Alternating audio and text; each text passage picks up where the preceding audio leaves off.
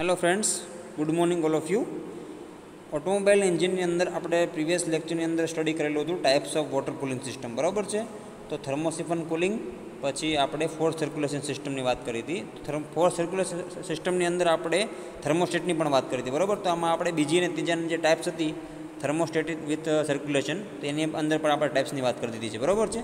તો આપણે જે બીજા બે ટાઈપ્સ બાકી રહ્યા છે, પ્રેશરાઇઝ વોટર કુલિંગ સિસ્ટમ અને બીજું નેક્સ્ટ છે આપણે ઇવેપોરેટર કુલિંગ સિસ્ટમ. તો આજે આપણે બે કુલિંગ સિસ્ટમ વિશે વાત કરવાના છીએ, બરાબર છે.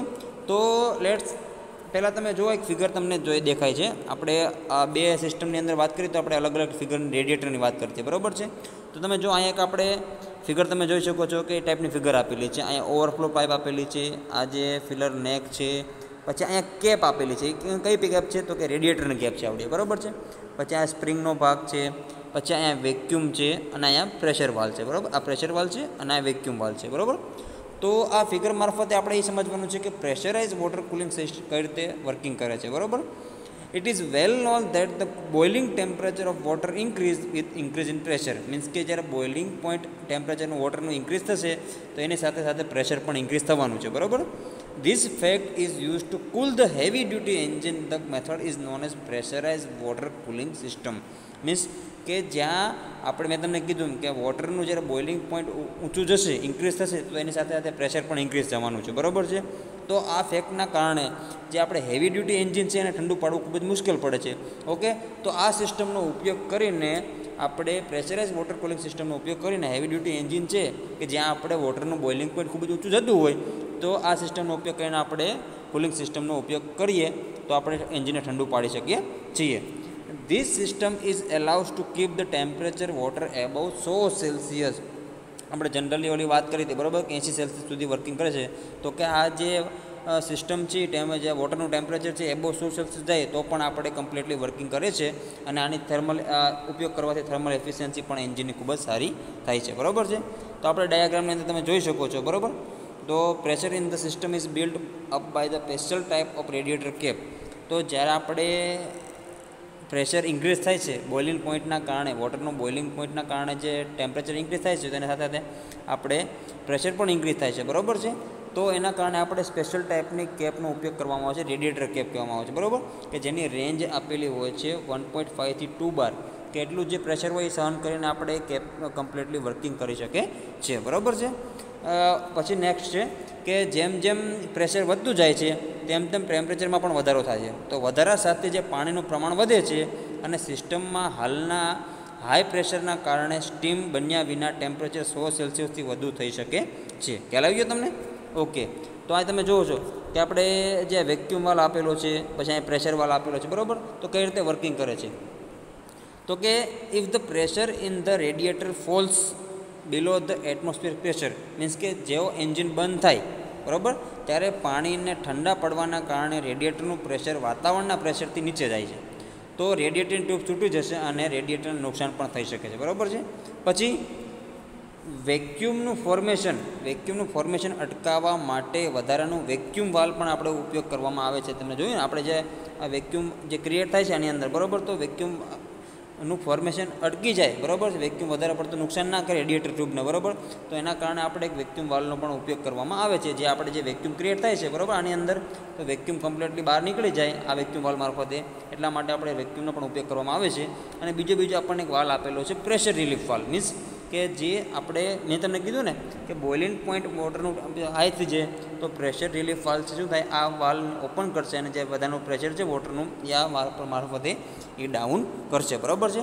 અને જે આપણે અહીંયા છે આપેલી છે ઓવરફ્લો પાઇપ આપેલી છે કે વધારાનું જે પ્રેશર છે વોટરનું એ ઓવરફ્લો થઈને બહાર નીકળી જશે, બરાબર છે.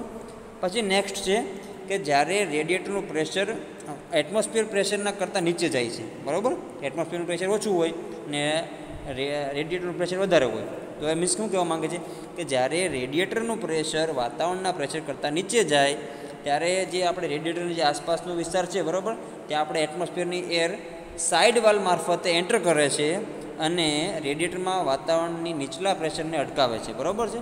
કે આપણે જે સાઇડ વાલ્વ આપેલો હોય છે અહીંયા, સાઇડ વાલ્વના મારફતે આપણે શું કરશે કે આની અંદર એન્ટર થશે, બરાબર છે. સાઇડ વાલ્વ મારફતે જે એર હોય છે એર એન્ટર થશે. એર એન્ટર થવાના કારણે શું થશે? એર એન્ટર થશે એટલે શું થાય કે જે આપણે જે વાતાવરણનું જે પ્રેશર છે રેડિએટર પ્રેશરના કારણે અંદરનું પ્રેશર શું થાય ડાઉન થઈ જાય બરાબર. તો શું થશે કે કમ્પ્લીટલી આપણે સિસ્ટમ વર્કિંગ કરશે બરાબર. પછી છે નેક્સ્ટ કે પ્રેશર વોટર કુલિંગ સિસ્ટમનો ફાયદો એ છે કે એન્જિનમાં હાઈ પ્રેશર ઠંડુ કુલન્ટ હોય અને ટેમ્પરેચર સાથે વધુ કાર્યક્ષમ રીતે રન કરી શકે છે અને જે આસપાસનો જે એરિયા છે રેડિએટરમાં એમાં પાણીની સ્ટીમ એટલે વરાળ અને એન્ટીફ્રીઝ મિક્સન ગુમાવ્યા વિના વધુ કાર્યક્ષમ રીતે રન કરી શકે છે બરાબર છે. તો આમાં કારણ કે 100 સેલ્સિયસ સુધી ઉપર આપણે વોટરનું તાપમાન જતું રહે છે બરાબર. તો પ્રેશરાઇઝ વોટર કુલિંગ સિસ્ટમ ફાયદો એ છે બરાબર કે એફિશિયન્સી પણ સારી મળી શકે છે અને ઇઝીલી આપણે જે એન્ટીફ્રીઝ સોલ્યુશન છે બરાબર એન્ટીફ્રીઝ મિક્સચર છે જે આપણે કુલન્ટની અંદર મિક્સ કરીએ છીએ બરાબર.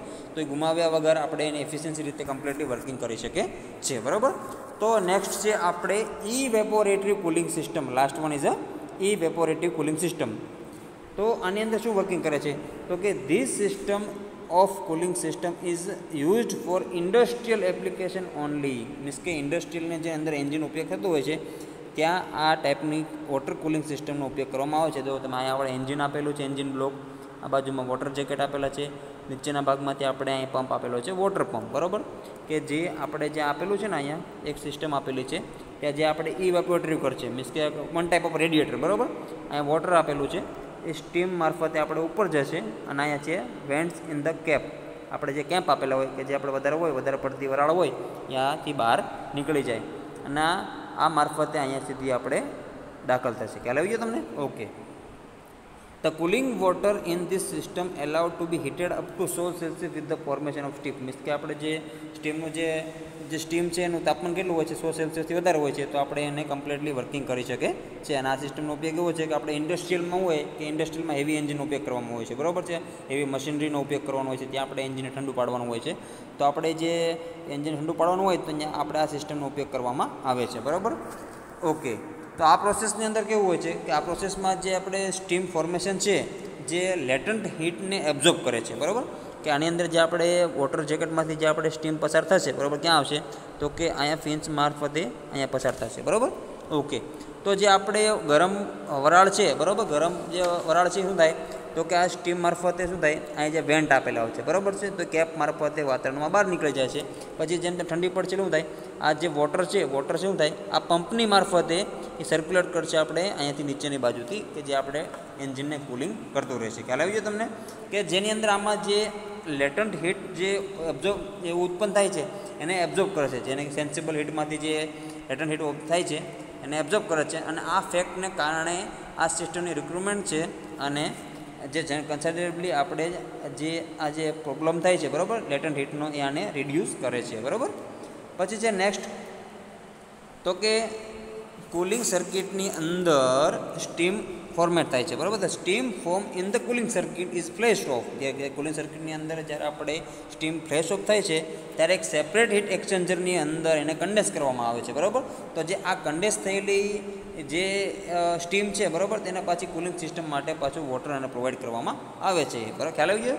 અને આ કુલિંગ સિસ્ટમ છે this cooling system is not very efficient. Means કે આપણે વ્હીકલની અંદર આપણે આ ઇવેપોરેટરી કુલિંગ સિસ્ટમનો એફિશિયન્ટ કમ્પ્લીટ થતો નથી. કમ્પ્લીટ ખૂબ જ વર્કિંગ ખૂબ જ થાય છે અને આપણે જે લેટન્ટ હીટનો પ્રોબ્લેમ છે એ ખૂબ જ ઉત્પન્ન થાય છે. એટલા માટે આપણે ઇવેપોરેટરી કુલિંગ સિસ્ટમનો ઉપયોગ આપણે એન્જિનની અંદર વોટર કુલિંગ સિસ્ટમ તરીકે માઇનર ઉપયોગ કરવામાં આવે છે કેમ કે નોટ વેરી ઇફિશિયન્ટ બરાબર ઇફિશિયન્ટ છે નહીં બરાબર. ખ્યાલ આવી ગયો મિત્રો? તો આપણે જે 5 સિસ્ટમની વાત કરવાની હતી બરાબર થર્મોસિફન છે, ફોર સર્ક્યુલેશન સિસ્ટમ છે, પ્રેશરાઇઝ છે અને ઇવેપોરેટરી સિસ્ટમ છે. તો આપણે અહીંયા આપણે ટાઈપ્સ ઓફ વોટર કુલિંગ સિસ્ટમનો ટોપિક કમ્પ્લીટ થઈ જાય છે. તો આપણે નેક્સ્ટ લેક્ચરમાં બીજું સ્ટડી કરીશું મિત્રો. Okay friends, thank you all of you.